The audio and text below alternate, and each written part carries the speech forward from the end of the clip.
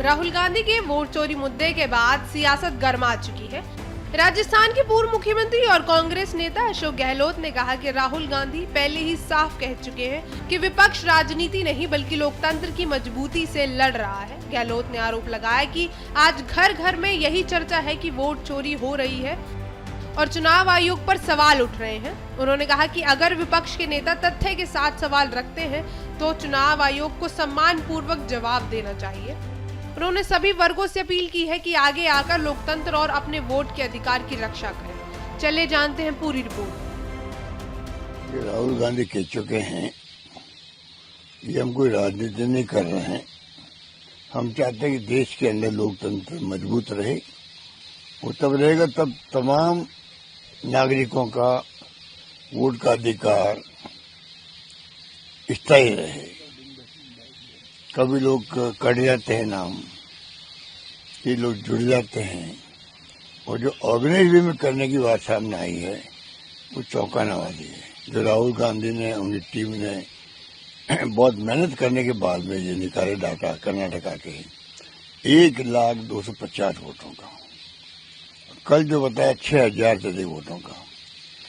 Election commission में अगर निष्पक्षता होती तो बहस में कभी नहीं पड़ता। मैंने कभी देखा नहीं इतिहास के अंदर इलेक्शन कमीशन ने किसी भी नेता से, जब सत्ता में हम पक्ष में थे, सत्ता पक्ष में हम थे, तो वाजपेयी जी, अडवाणी जी लगा के, मुलायम सिंह लगा के, कितने लोग थे विपक्ष में थे।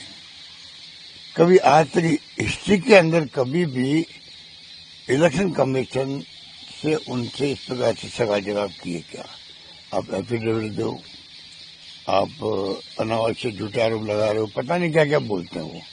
और मैंने सुना है उनके बारे में कि जब वो मीडिया से बात करते हैं तो वो एक्टिंग करते हुए करते हैं, जो उनको शोभा नहीं देता है। ये बातें जब बाहर आती पब्लिक में संदेह पैदा होता है कि निष्पक्षता नहीं है इलेक्शन कमीशन में और सरकार से दबाव में काम कर रहे होंगे, जो लोकतंत्र के लिए उचित नहीं है। जब आंकड़े दे के काम कोई बात करे नेता, वो एलओपी देश का, तो उसी सम्मान के साथ में उनको वापस जवाब देना चाहिए। तो ये बात बढ़ती नहीं।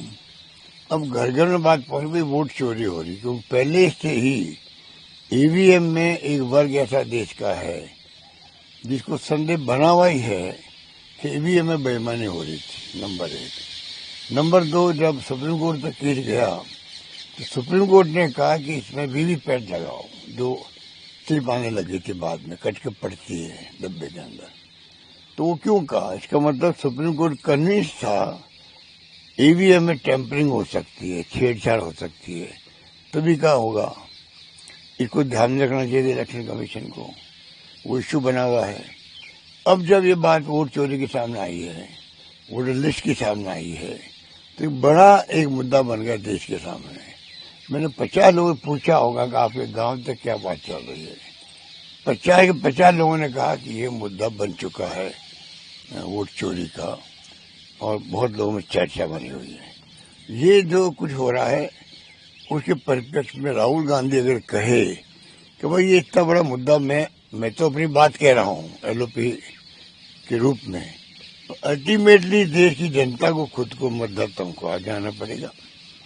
सभी वर्ग, बुजुर्ग हो, नौजवान हो, महिलाएं हो, कोई जाति धर्म के लोग हो, सब आके आगे बात करेंगे, सरकार से, चुनाव आयोग से सवाल पूछेंगे, तब जाकर के असली बात सामने आएगी कि इलेक्शन कमीशन के पास में क्या आर्ग्यूमेंट है जवाब देने का। वो नौबत ये लाने दे नहीं रहे हैं।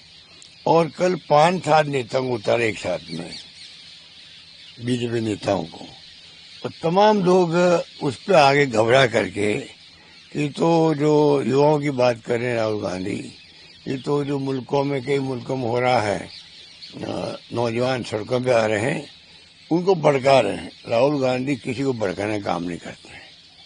उन्होंने कहा मैं आपके साथ खड़ा हूं, अगर आप लोग सब मुद्दा उठाते हो चुनाव आयोग के सामने तो मैं आपका साथ दूंगा। यही तो कहा। जेएनजेड वाला जो ट्वीट है वो उसी नजरिए से उसका जेएनजेड को लेकर, जेएनजेड का भी बात वही है।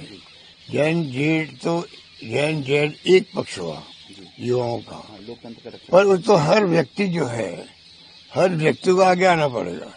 तमाम राजनीतिक पार्टियों को एकजुट होना पड़ेगा। और नंबर 3, बीजेपी में ईमानदारी होती, वो अगर अपराध बोझ से ग्रसित नहीं होते, गिल्टी कॉन्शियस नहीं होते, तो मेरे ख्याल से वो अपनी पार्टी में बातचीत करते कि वास्तव में कोई ऐसी कोई स्थिति है क्या कि कोई भी उम्मीदवार किसी पार्टी का जो चाहे तो वोट कटिंग करा सकता है, जुड़ा सकता है, और इलेक्शन कमीशन क्या उनका साथ दे रहा है, क्या वहाँ करप्शन चल रहा है, क्या बड़ी गैंग चल रही है, क्या इलेक्शन कमीशन आगे मूंद के बैठा हुआ है।